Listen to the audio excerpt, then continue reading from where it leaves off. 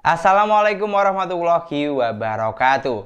Ini adalah Samsung A04s, produk terbaru dari Samsung yang jual dengan harga 2 juta pada saat flash sale perdananya.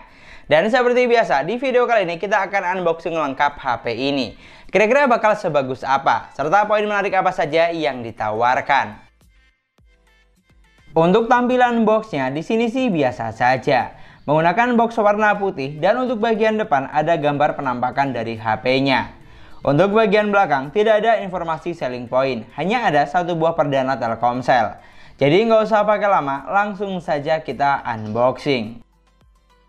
Dari dalam box di sini terdapat unit utama dari Samsung A04s yang memiliki 3 selling point, yaitu ada Infinity V Display, triple kamera, dan fingerprint. Lalu di bagian bawahnya ada buku panduan singkat, kartu garansi plus SIM tray ejector. Dan tidak lupa di sini ada adapter charger dengan kecepatan output maksimal hingga 15 watt, serta kabel charger yang sudah menggunakan port USB Type-C. Dan inilah dia unit utama dari Samsung A04s. Untuk warna yang saya pegang saat ini adalah varian warna green, menggunakan bahan polikarbonat dengan finishing yang glossy atau tampak mengkilap. Jadi gampang kotor dan ninggalin bekas sidik jari. Di sini untuk desain bagian belakang, kalau kita lihat sekilas, looknya ini mirip dengan Samsung A13. Lensa kameranya seperti menyatu dengan bodi atau tanpa frame. Dan untuk harga 2 jutaan sudah cukup oke, tidak terkesan jadul. Apalagi untuk feel saat digenggam juga sudah terasa nyaman karena memiliki bentuk bodi yang 3D design. Lalu untuk bagian bawah, di sini ada port charger Type-C, lubang mikrofon, jack audio 3,5 mm, dan grill speaker dengan output masih mono. Geser ke bagian sebelah kanan ada tombol volume dan sensor sidik jari yang merangkap jadi satu dengan tombol power. Dan untuk bagian kiri, di sini terdapat slot SIM tray yang mampu menampung 3 slot sekaligus. Lalu untuk bagian depan atau layar, seperti yang kamu lihat, HP ini masih menggunakan konsep water drop screen atau disebut oleh Samsung Infinity V Display, yang dimana hal ini pasti sangat disayangkan oleh netizen karena dianggap kurang kekinian. Apalagi untuk bezel layarnya lumayan tebal, terutama untuk bagian bawah. Tapi untuk kelas harga 2 juta, menurut saya sih tidak terlalu jadi masalah, masih sama seperti para kompetitornya. Sedangkan kalau untuk ukuran layarnya, HP ini dibekali dengan layar sebesar 6,5 inch dengan resolusi HD+, 720x1600 pixel. Panel PLS LCD refresh rate support hingga 90 Hz. Dimana ini sebuah peningkatan dari Samsung A03s yang hanya support 60 Hz. Lalu untuk saturasi warna layarnya, ternyata di sini sudah cukup bagus di kelas harganya, walaupun resolusi yang digunakan hanya HD+. Tapi warnanya terlihat fresh, tidak seperti layar SD Plus di beberapa merek lain. Pindah ke bagian spesifikasi, HP ini dibekali dengan kapasitas 4/64 GB, yang masih bisa ditambah dengan RAM virtual up to 4 GB juga. Dan untuk internal memorinya, dari total 64 GB, kita masih dapat space free sekitar 47,3 GB saat HP baru diaktifkan. Artinya sudah terpotong sekitar 16,7 GB untuk sistem dan aplikasi bawaan. Lalu untuk chipsetnya, Samsung A04s dibekali dengan chipset besutan Samsung sendiri, yaitu Exynos 850 octa-core 2,0 GHz yang berfabrikasi hanya 8 nanometer. Di sini saya tes untuk Geekbench 5 bisa menghasilkan skor sampai 178 dan 1099 poin untuk multicore-nya. Sedangkan untuk Antutu Benchmark mampu menghasilkan skor di angka 136 ribuan. Mungkin bagi sebagian orang kurang memuaskan, tapi iya beginilah adanya. HP ini memang tidak menawarkan spesifikasi yang gahar di kelas harganya.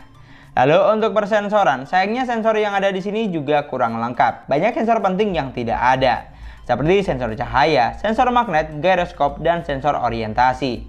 Jadi buat kamu yang maunya sensor lengkap, kamu perlu perhatikan poin ini. Tapi saya pribadi sih nggak heran, karena ciri khas HP entry level Samsung memang seperti ini. Sensornya banyak yang tidak ada. Dan untuk baterainya, HP ini dibekali dengan kapasitas baterai sebesar 5000 mAh dengan kecepatan isi daya fast charging up to 15 watt. Sudah cukup lumayan untuk merek sekelas Samsung. Walaupun untuk isi daya sampai full 100% masih butuh waktu lebih dari 2 jam. Tapi yang jelas ini sebuah peningkatan positif, karena di Samsung A03s sebelumnya hanya mentok di kecepatan 10 watt. Lalu untuk performanya, HP ini saya coba buat main Mobile Legends. Di sini settingan grafik yang dihasilkan bisa sampai ultra dengan frame rate hingga high. Untuk kesan pertama, HP ini sudah mampu menjalankan game dengan baik dan lancar. Frame drop atau delay saya temui saat sedang tempur rame-rame atau loading di awal. Tapi masih cukup aman karena tidak sampai mengganggu banget. Jadi rasanya masih cukup playable untuk kelas harga 2 juta. Lalu kalau digunakan buat main PUBG Mobile, HP ini mampu menghasilkan settingan grafik di Smooth Ultra, Balance Ultra, dan bisa mentok sampai SD High.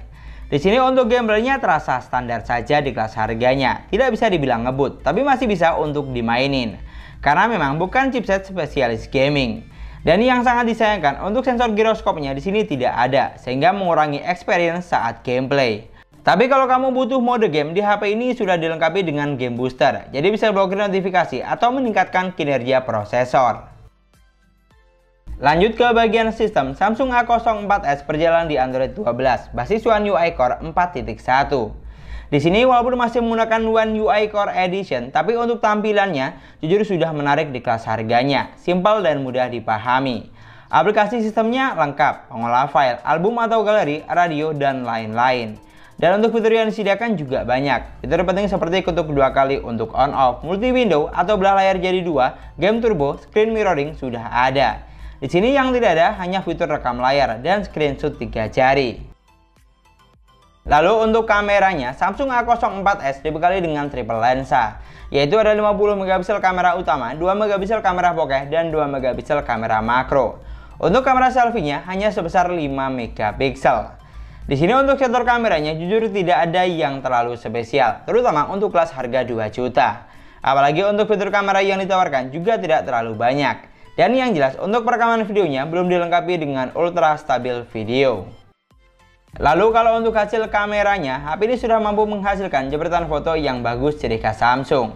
Detail gambarnya dapat, tingkat ketajamannya juga oke, terutama saat kita ambil fotonya di kondisi cahaya yang cukup. Pokoknya untuk hasil kamera belakang menurut saya sih masih cukup bersaing di kelas harganya.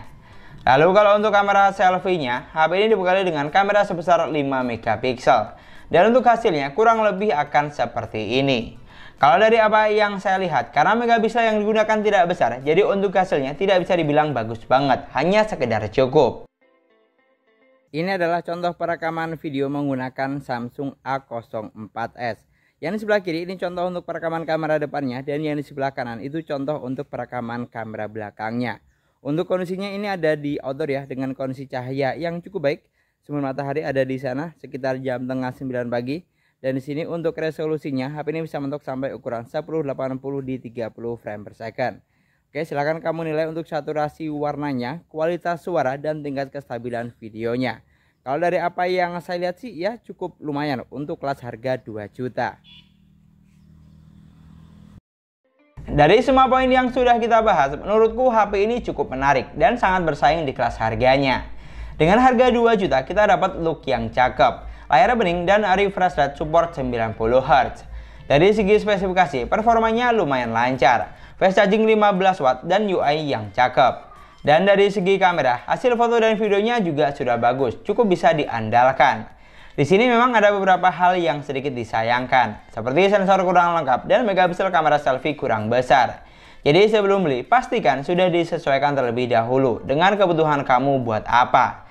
Dan untuk pembahasan lebih lengkapnya, next kita akan bahas di video full reviewnya, karena saya baru pegang HP ini selama 2 hari. Dan mungkin sekian dulu pembahasan kita kali ini. Terima kasih banyak buat yang sudah nonton videonya sampai akhir. Semoga videonya gampang dan mudah dipahami. Dan yang paling penting, semoga videonya bermanfaat. Jangan lupa like dan komen videonya. Jangan lupa juga subscribe channel sesuai harga. Kita ketemu lagi di video selanjutnya. Assalamualaikum warahmatullahi wabarakatuh.